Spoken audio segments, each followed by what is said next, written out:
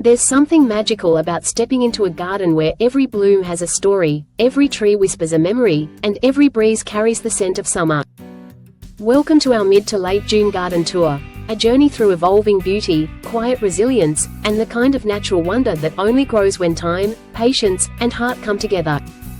Let's take a walk, not just through plants, but through moments that breathe life into every corner of this space. We begin with the freshly trimmed lavender hedge, soft, fragrant, and just beginning its bloom. Walking down the main pathway, you can already sense how much life has returned.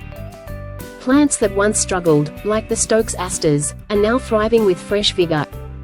Even the opalescence phlox, which we had doubts about last season, has finally come into its own, shimmering in pastel hues.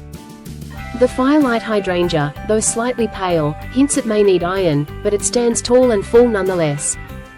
The Echinacea patch holds a mix of surprises.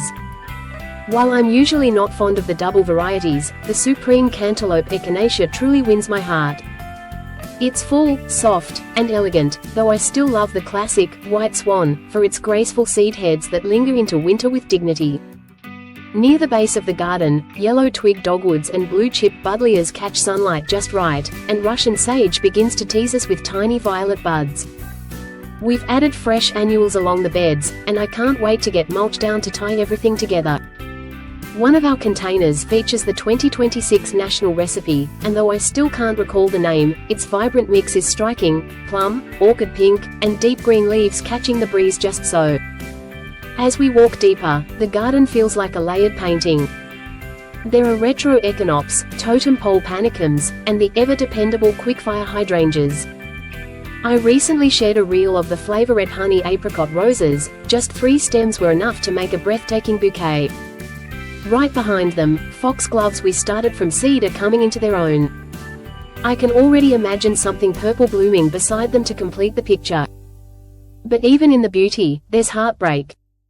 One of our beloved Indian magic crabapples seems lost. Despite checking the irrigation and ensuring it received water, the branches tell a different story. It's never easy losing a tree, especially one with meaning. Yet, even in loss, we learn. Around this space, we planted currants earlier this spring. They're doing great and offer a bit of hope for what's to come. As we reach the formal flower garden, the fountain is off for now due to wind, but the symmetry and color are alive with energy. A mix of playing the blues salvia and mini vista plumveyan supertunias is captivating. I've been considering replacing some struggling lavender with healthier new ones, and while some were just placeholders, I know this area will come alive again soon.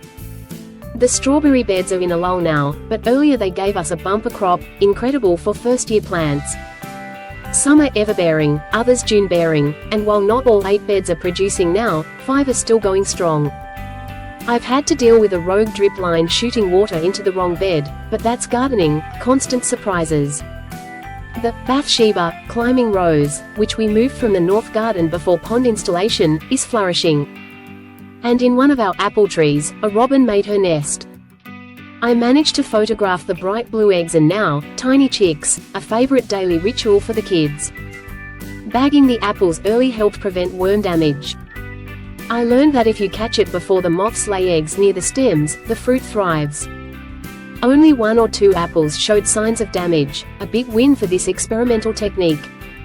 As we loop through the garden, bursts of color from superbina, violet ice, and petite pink gaura greet us. The roses here were planted as bare root and are just beginning to establish. In areas where the soil was particularly hard, I remember almost laying on the auger just to get through. These challenges shape the character of each plant, and of us, too. We've got new annual experiments underway, all drought-tolerant. Some haven't been hooked to drip lines, we're just finger testing and adjusting. The results? Promising. I'm noting which plants surprise us so we can refine next year's layout. Toward the driveway, I planted extra hanging basket recipes, 16-inch beauties, right into the ground. Instant magic. The saffron sunrise combo near the grapevines looks better than expected, though a few are showing signs of overwatering or nutrient deficiency. And finally, the exciting part, the brick columns project begins next Monday. Grass has been removed to prevent sprinkler overspray, and we're mirroring the bed layout to match the opposite side. This symmetry will bring balance and beauty as we complete this space. Closing. Inspire and leave a lasting impression. And that, friends, wraps up our garden tour for this quiet but full of life June. Some plants are thriving, others need a little love, and some, like that little robin, remind us why we do this in the first place. It's more than a garden. It's a living story. And with every new bloom, every turned leaf, and every whispered breeze, we're reminded, beauty isn't about perfection, it's about presence. Thanks for walking with me.